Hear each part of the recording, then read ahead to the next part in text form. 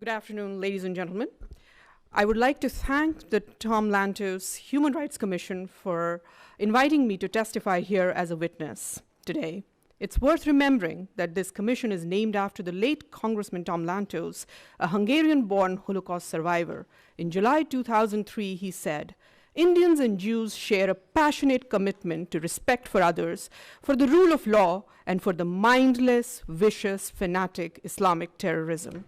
I'm also reminded today of American journalist Daniel Pearl, who was kidnapped and beheaded by Pakistani terrorists. His last words, "My father is a Jewish, my mother is a Jewish, I am a Jewish." Honorable members of the Tom Lantos Commission, I speak before you the last words of Daniel Pearl in my own words.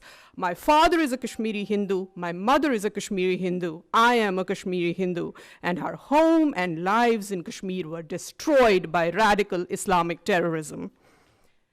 As I begin to speak, I am choked. As I begin to speak, I'm choked by the thoughts of those voices I represent here, because their voices were extinguished in the most brutal fashion. I am a member of the minority Hindu community from Kashmir, victim of the worst ethnic cleansing witnessed in independent India. I speak here today because I am a survivor. An innocent young woman, a lab assistant in a school, wasn't as lucky as I was. She was abducted, blindfolded, gang raped, and cut into two halves on a mechanical saw while still alive. Her name was Girija Tikku. Her only crime, her faith. I am her voice today. I am also the voice of young Kashmiri Hindu engineer who was hunted by terrorists, again for his faith. When terrorists came to kill him, he hid inside a rice container in his attic, and he would have been alive today had his location not been disclosed to the terrorists by his own neighbors. His neighbors he trusted, neighbors that we trusted. The terrorists shot him through the container and forced his wife to eat the blood-soaked rice. His name was B.K. Ganju. His crime, his faith. I speak for him today. I could go on and on. We have seen ISIS level of horror and brutality in Kashmir 30 years before the West was even introduced to the brutalities of radical Islamic terror. I'm glad these hearings are happening today, because when my family and I lost our homes, our livelihood, and our way of life, the world remained silent. Where were the advocates of human rights when my rights were taken away? Where were they on the night of 19th January 1990, when there were voices blaring from all mosques in Kashmir that they wanted Kashmir with Hindu women but without Hindu men? Where were the saviors of humanity when my feeble old grandfather stood with 2 kitchen knives and an old rusted axe, ready to kill my mother and I in order to save us from the much worse fate that awaited us if we landed in the hands of terrorists on the same fateful night?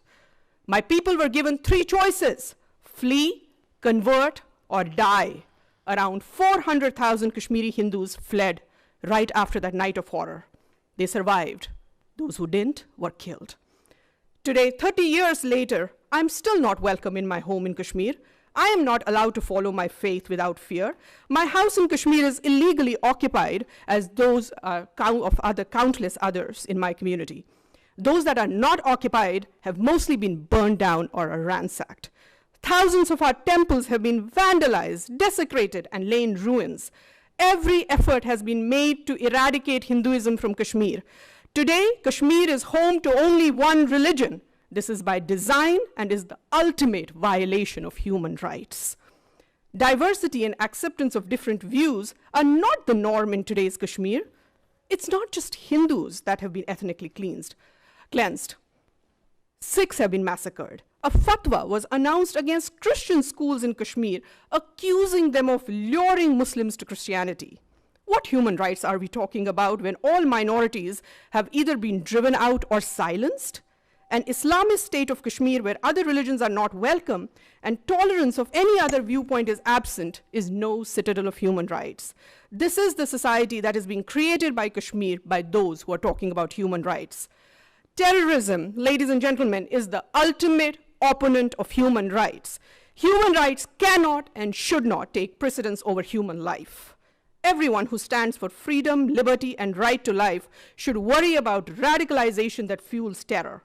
A 65-year-old shopkeeper, Ghulam Mohammed Mir, gets killed by the terrorists because he opened his shop to earn his livelihood. Truck drivers and apple traders are shot dead by terrorists for simply wanting to earn their livelihood. The simple act of earning livelihood in Kashmir today is prohibited by terrorists because earning a livelihood would show that Kashmir is moving towards normalcy.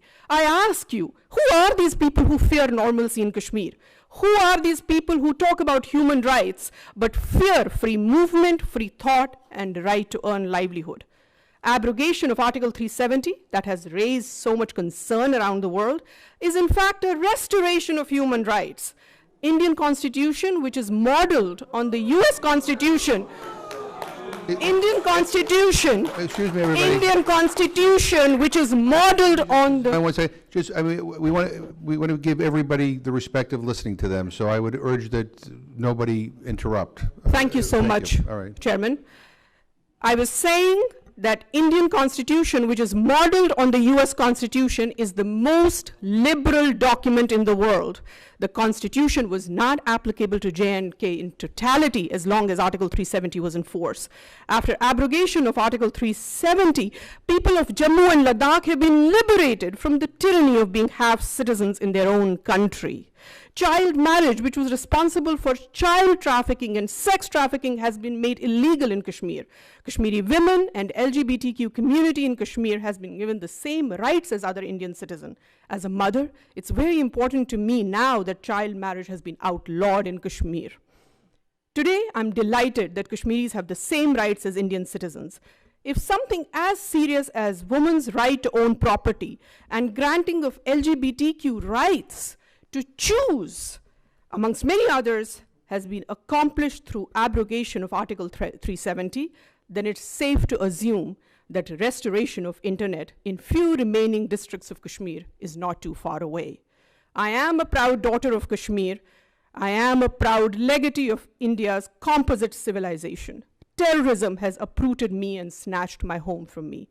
I hope my human rights are restored too someday, and the human rights of my community. Thank you. Thank you very much.